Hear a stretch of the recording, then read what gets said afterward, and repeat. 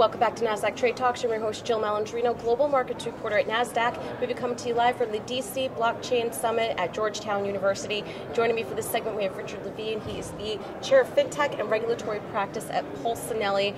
Great to have you here with us on set. It's not often we get lawyers on the show with us, but you have a very interesting background because you date all the way back to the late 90s with electronic trading. So I can imagine you have a ton of stories in terms of how the industry has evolved over the past 20 years. Thank you for having me. And yes, I mean, I've seen the evolution of the industry from when it was three guys, 28 years old, saying that the future of trading was computerized trading and that the stock exchanges would be changed. And now we're seeing the same type of transition starting about 3-4 years ago.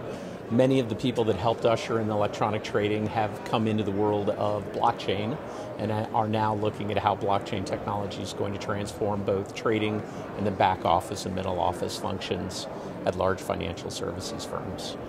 What is part of the issue when it comes to mass adoption? Because one thing I always hear, it's just getting through regulation outside of scalability and some other issues, but it always comes back to regulation. What are your thoughts on that? Well, one of the biggest problems, at Polsinelli we refer to it as the FinTech and regulation practice because people have to understand regulation matters.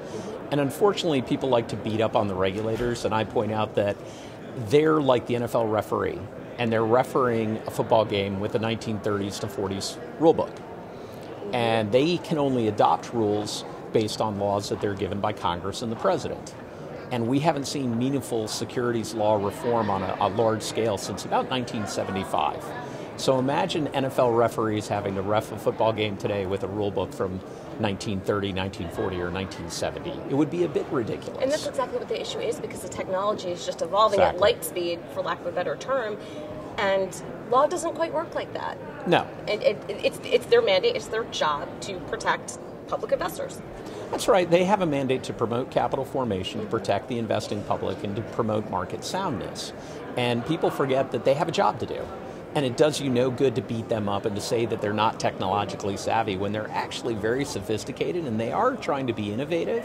Like when they published their fake Howie coin, that was extremely innovative. Rarely did you see the SEC doing something like that, or you have the CFTC setting up their lab and you have the SEC with their FinTech working group.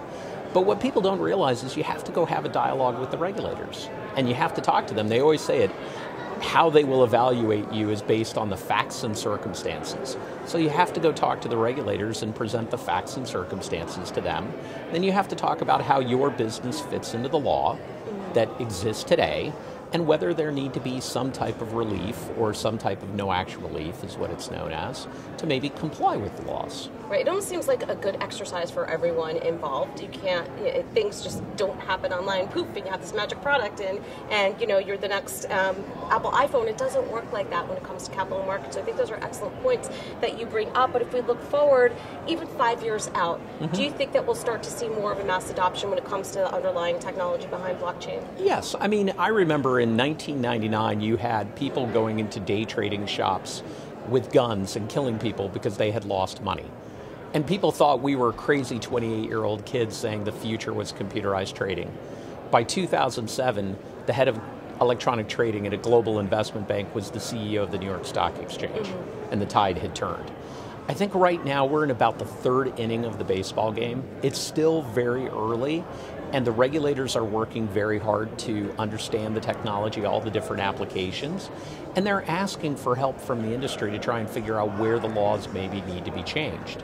So we still have a lot of work to do as an industry and as a law firm counseling the industry, and the regulators have a lot of work to do. Thank you so much, Rick, for joining us pleasure. today. And thank you for joining me throughout the day from the DC Blockchain Summit. I'm Jill Malandrino, Global Markets Reporter at Nasdaq.